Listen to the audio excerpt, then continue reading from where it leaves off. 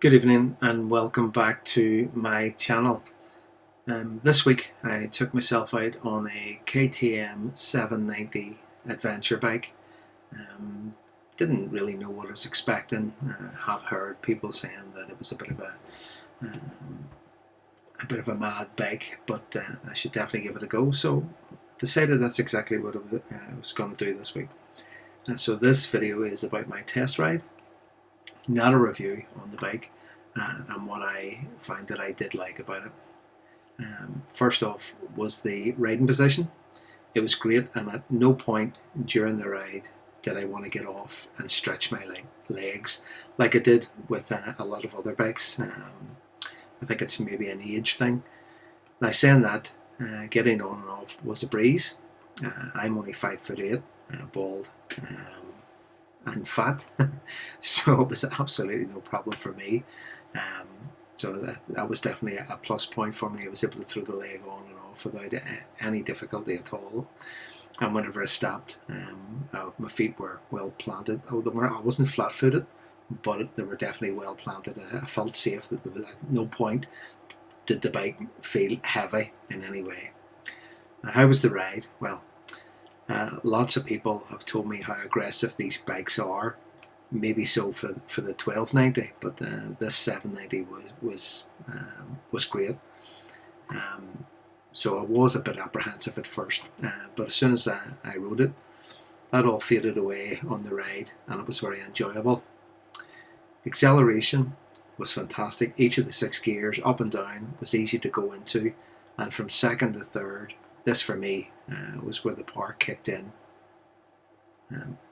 But it was not sharp or jerky, nor did it make me feel like a rebel without a cause, but more smooth and concise. Turn the ride-by-wire throttle, and you did get the power where you expected it to be, and at no point did it feel like it was going to lift the front wheel or throw me off. The engine sound, well, engine sound for a lot of people are what makes them buy a bike. Sound of the engine was a great sound, and it makes it obviously makes a nice growl. I was well impressed with the bike and the sound of it. When I first took it out, the gear change, the blipper, the gear change on it was by far the best on any bike that I have ridden. First gear up to 6 and even all the way back down. I can actually remember myself saying that it was really nice, and jeepers, this is really smooth. It would put your mind off all bikes are analog and this is like digital. Absolutely fantastic. It was a real joy. You actually felt yourself going up and down the gears because you only had to touch it and away it went, but it was so smooth. There is bash plates on, but obviously it's an adventure bike, so you would expect it. So there are bash plates that come with this bike, which it's a good all-terrain bike, and obviously the exhaust is good and high, so you're not going to be getting any water or whatnot into it. The engine is powerful. My day out on this bike was truly fantastic, and at the end of the day came, I actually was a wee bit sad bringing it back. The foot pegs are set to allow for standing posture if you are going off-roading, as well as they are comfortable. You are upright seated, rider position. I personally loved it. Never trying to stretch my legs out during the ride, so it really is comfortable. It's a good seat, and there was no complaints whatsoever. What I did also was impressed with the bike that this model came with a 5-inch TFT coloured screen.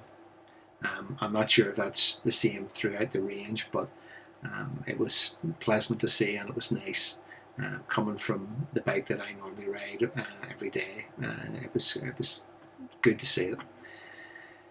One thing that I did find with it, that just above the TFT screen there was a mount, and I wasn't sure if it was, when I fiddled about with it for a bit. I think if I had read it, it would have told me what it was, but I decided to fiddle before I read.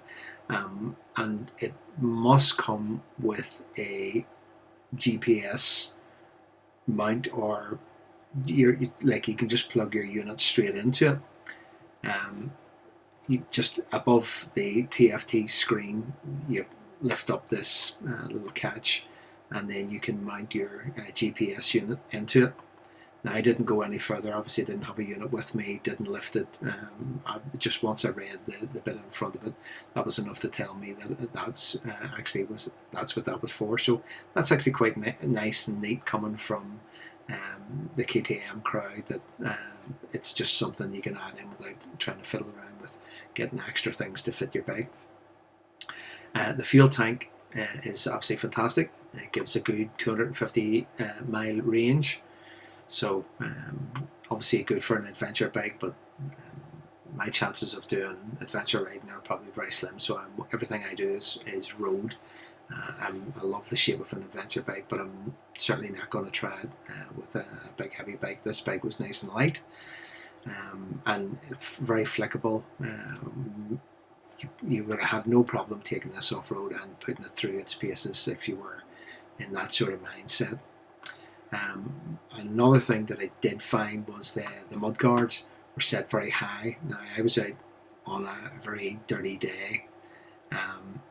It was wet, it was very overcast and very murky, so I was getting lots of dirt being kicked up around me, and I noticed that all my gear was very dirty by the end of the day. So I don't think the mudguards were set for they're really set for like what a sports bike would be. The lighting, rear lighting and front lighting is all LED, so you get your maximum visibility. The tail light was tucked in at the back, which I noticed that actually would be a nice thing, that you wouldn't be dropping something off the back, and it would, if the bike fell over, it probably wouldn't get damaged. So that was quite nice. Although it was small, it was very bright. So having LED lights at the front was fantastic. And I think there's not the lighting system on. As it gets dark, the lights then automatically come on, so you have the likes of your DRLs, and then you have your headlight, and then on your button on your right hand side, or your left hand side, same as other bikes, you have your main beam. Now, the bike had blackout rims with polished spokes on it. They are a 21-inch front wheel and an 18-inch rear wheel. Now, a lot of people would say the 21-inch wheel could be a bit wobbly while it was on the road, but at no point did I think that a 21-inch wheel was very shaky. If anything, you were very planted on the bike, very planted on the road, and it went where you wanted it to go. There was absolutely no difference whatsoever. So I don't know why other people found that the bike did make a difference, but it definitely didn't with me. Now, I wasn't pushing it to the limit. I was just out having a leisurely drive, enjoying it, doing what you would normally do on a bike. So I mean, I did love it. And when it did stop, I noticed that the front brakes on it, it's a dual disc system that's on it, and they're 320mm. It's a 4-piston caliper, and on the rear it's 216mm with a 2-piston floating caliper. It is, of course, a parallel twin. The power on the bike is 95 horsepower, which is about 70 kilowatts, and your transmission, as I said, was a 6-speed. It's liquid cooled, and I suppose that one of the final things is that their top speed, I think, is in around 130, and if you were sitting at 130 this here, you would be absolutely mental. So hopefully that gives you my little insight into what I thought I liked about the KTM 790 Adventure. It's definitely a bike. If I didn't already have an adventure bike, it's certainly one that I would definitely consider buying. So thank you very much for watching the video, and if you liked it, subscribe and don't forget to like it and share. Thank you very much.